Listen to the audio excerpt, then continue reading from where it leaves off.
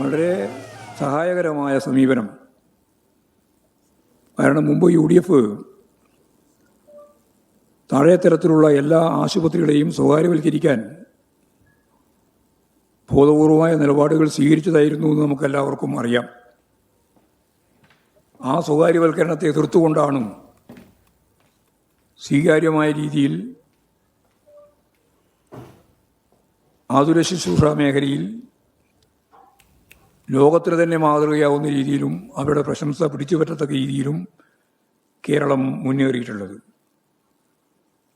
അതിനെ മായ്ക്കാൻ, അതിനെ ജനങ്ങളുടെ മുമ്പിൽ തെറ്റായ ഒരു ബോധം രൂപപ്പെടുത്താൻ ഈ സ്വകാര്യ മേഖലയുടെ വലിയ രീതിയിലുള്ള സാമ്പത്തിക ബാധ്യത ഏറ്റെടുക്കാനാവാത്ത പാവപ്പെട്ട ജനങ്ങളെ തെറ്റിദ്ധരിപ്പിക്കാൻ സ്വകാര്യ മേഖലകൾക്ക് വേണ്ടിയുള്ള അതിശക്തിയായ പ്രചാരവേല പൊതു ആരോഗ്യ രംഗത്തെ ഇകഴ്ത്തി കാണിച്ചുകൊണ്ട് നടത്തുന്നവർ ഗൗരവപൂർവ്വം ആലോചിക്കണം. ഇത് വലിയ ജനദ്രോഹകരമായ ഒരു നിലപാടാണ് എന്നും. ഇപ്പോൾ ഞാൻ നേരത്തെ പറഞ്ഞതുപോലെ ഈ ആരോഗ്യ മേഖല മുഴുവൻ പിടിമുറുക്കുന്നതിന് വിദേശ മൂലധന ശക്തികൾ വലിയ രീതിയിൽ ശ്രമിച്ചുകൊണ്ടിരിക്കുകയാണ് എന്ന് ഞാൻ പറഞ്ഞു. ഇവരുടെയെല്ലാം താല്പര്യം കേരളത്തിലെ പൊതുജനാരോഗ്യ പ്രസ്ഥാനത്തിൻ്റെ ഇടപെടൽ ശക്തി കുറക്കണം എന്ന് തന്നെയാണ്. അപ്പോൾ ആ തരത്തിലേക്ക്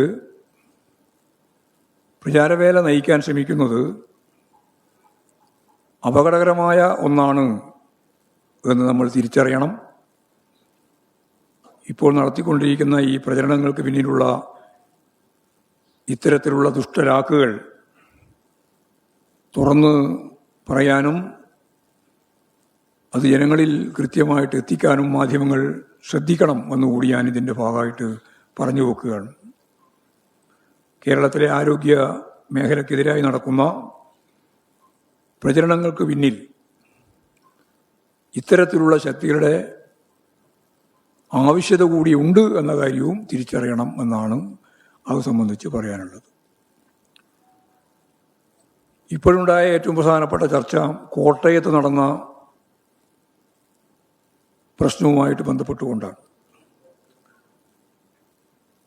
കോട്ടയം മെഡിക്കൽ കോളേജിൻ്റെ ഭാഗമായുള്ള ശുചിമുറി കോംപ്ലക്സ് ഒരു ഭാഗം അപകടത്തിൽപ്പെട്ട് അത് തകർന്നു വീണ് 2 പേർക്ക് പരിക്ക് പറ്റുകയും ഒരു രോഗിയുടെ അമ്മ മരണപ്പെട്ടു എന്ന സംഭവം വളരെ ദൗർഭാഗ്യകരമായ ഒന്നാണ്. വലിയ രീതിയിൽ ഗവൺമെൻറ്റിനെതിരായി UDFും അതുപോലെ പ്രതിപക്ഷ രാഷ്ട്രീയ പാർട്ടികളും അതിനേക്കാൾ ശക്തിയായിട്ട് പ്രചാരവേല നടത്തിക്കൊണ്ടിരിക്കുന്ന മാധ്യമങ്ങളും വസ്തുതകളായി പറയാൻ തയ്യാറാവേണ്ടതുണ്ട് എന്നാണ് എനിക്ക് ചൂണ്ടിക്കാണിക്കാനുള്ളത്. മരണപ്പെട്ടുപോയ സ്ത്രീയുടെ അവരുടെ കുടുംബത്തിൻ്റെ ദുഃഖം നമ്മളെല്ലാം വേദനിപ്പിക്കുന്ന ഒന്ന് തന്നെയാണ്. അവർക്ക് ആവശ്യമായ സഹായങ്ങൾ അടിയന്തരമായി സർക്കാർ ചെയ്ത് ആശ്വാസ നടപടികളിലേക്ക് പോകണം എന്ന് ഞാൻ ഈ സന്ദർഭത്തിൽ സൂചിപ്പിക്കുകയാണ്. കെട്ടിടത്തിൻ്റെ ബലക്ഷയം സംബന്ധിച്ച്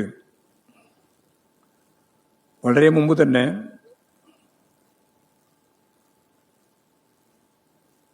വ്യക്തമായ നിർദ്ദേശങ്ങൾ അവിടെ നൽകിയിരുന്നു. അതിൻ്റെ ഭാഗമായി ഇവിടെ ഒറ്റപ്പെട്ട നിലയിലല്ല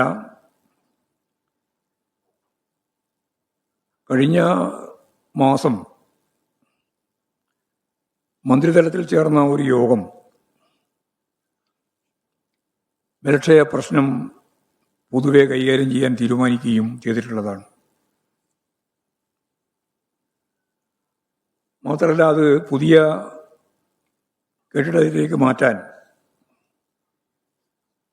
ആ യോഗം തീരുമാനിക്കുകയും ചെയ്തിട്ടുള്ളതാണ്.